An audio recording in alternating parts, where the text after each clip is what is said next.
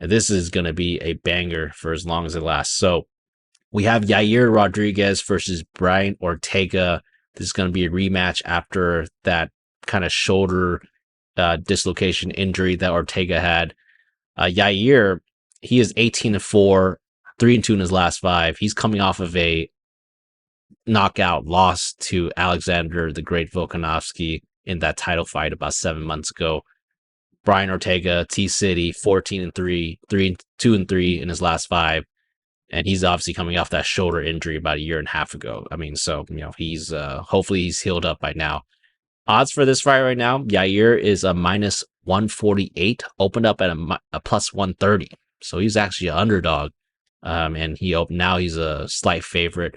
The odds for the first fight, just to let you guys know, he was actually a plus 170 underdog to Brian Ortega in the first fight. So Ortega, I mean, whatever the case is, now he's the favorite here.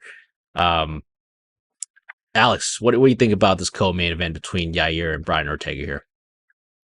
Yeah, so I mean, obviously, I went back and watched the first fight between these two. I think before Ortega's shoulder injury, Ortega was definitely starting to realize some success pushing Yair against the cage and taking him down. As we saw in the Volk fight, there's a real hole in Yair's game, and that's his takedown defense. On the other hand, though, Ortega hasn't fought since that fight, so it's been over a year and a half. And I saw a tweet saying that this dude is still in LA. So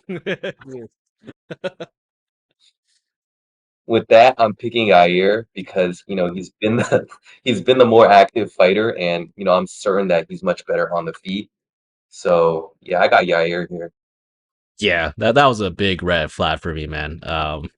This guy's been in LA training at sea level, and I don't know if he's taking it as seriously as he should as far as this fight here. I mean, Yair is truly a menace on the feet, slick kickboxer, good footwork. I think he has the best kicks at 145. He can damage the head, body, and legs with his quick kicks. Uses elbows and knees pretty well too. Just everybody do yourselves a favor. Look at that Korean zombie finish. That's probably the greatest finish that I've seen ever. Just landed that kind of elbow on the last second to win. He does have a 51% striking defense, so he leaves himself open a little bit. Now, the grappling, yes, that's where his hole is. I mean, he has a 59% takedown defense. This has been his kryptonite in fights thus far. He can be controlled on the ground. And, Yair has shown to actually, stay on his back at times instead of getting back up because he is kind of comfortable staying active on his back. You saw that in his fight against Josh Emmett, right? He caught Josh Emmett in a submission. Yair obviously has been training Mexico City, so he's definitely well prepared for this as far as cardio.